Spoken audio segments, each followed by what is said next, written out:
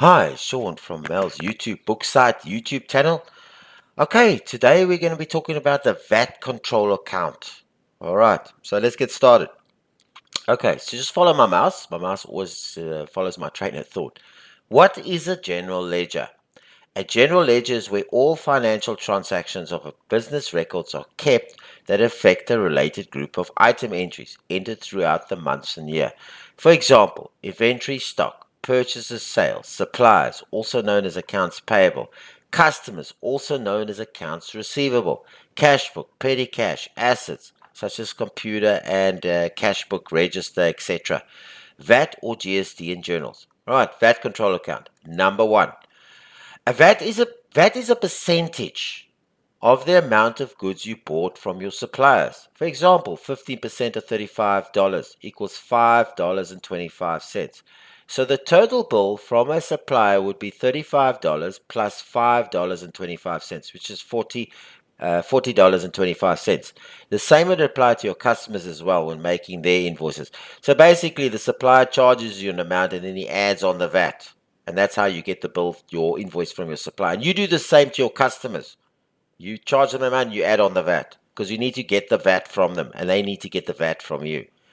All right, cool. Number two, if VAT is displayed on the debit side at the end of 2 months when the VAT returns are due and sent, the VAT is not paid to the receiver because the stock the owner bought, including his running expenses, were more than the sales he made. But if his sales are more than all his stock and running expenses put together, and the sales VAT is equal to more than the costs, the VAT will be on the credit side. Then the VAT is due and must be paid to the receiver of revenue, the taxman. 3. VAT is charged to the owner by his suppliers. VAT charged to the owner by his suppliers is known as input tax and is always on the debit side. The VAT the owner charges his customers is known as output tax and is always on the credit side. When the owner pay Number 4. When the owner pays his suppliers or his customers or the customers pays the owner from whom they bought the goods from in the cash book, you only enter the total of the invoices being paid, but do not enter the VAT in the VAT column in the cash book. The VAT for the suppliers and the customers when their invoices were first entered have already been included in the VAT columns of the suppliers and customer control accounts, and you will be duplicating the VAT in the cash book once again. Number 5. VAT is only entered directly in the cash book VAT column for example, running costs such as electricity and water, rent, print and stationery, cell phones, fax, telephones, etc., as well as assets bought and paid for in the cash book such as desks and chairs and computers, etc. Okay, here's the VAT control account. Cash book, from the cash book Absa Bank, we've got $34.70. All right.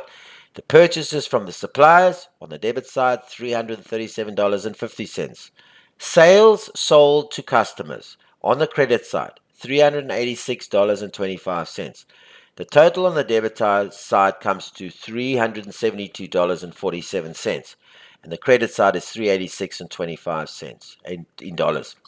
The net VAT is on the credit side, so that's $386.25 minus the debit side of $372.47 gives us a total of $13.78. We put that on the credit side in the trial balance. And sorry, the trial balance sheet. Okay. Enter total VAT from suppliers and customers control accounts, including the cash book VAT. All right. Please see that the VAT corresponds to the control accounts from which they came from, so one is able to see which account each VAT entered belongs to.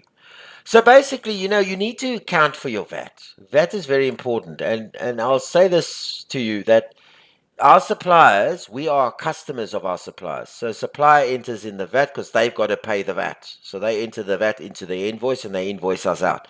Our customers, we are our suppliers of our customers. They come and buy from us. So we need to get the VAT from the customer. Okay, that's our responsibility. So that's really how the VAT control account works. It's very important to keep a control because the taxman wants his money. You can't pay him short. You need to pay him exactly what you owe him. Very, very important. All right, so that's the end of the lesson. Oh well, sorry, the end of the video. Please, I hope I did justice to this. I really hope I did. We breaking down all these little videos into little components so that you can understand at a snapshot, at a glance, what these accounts basically are. Okay, so please like this video. If you liked it, please like it. Share it with everybody you know, and subscribe to our channel. We're doing lots of these 101s. As I said, it's a basic breaking down of all these little concepts.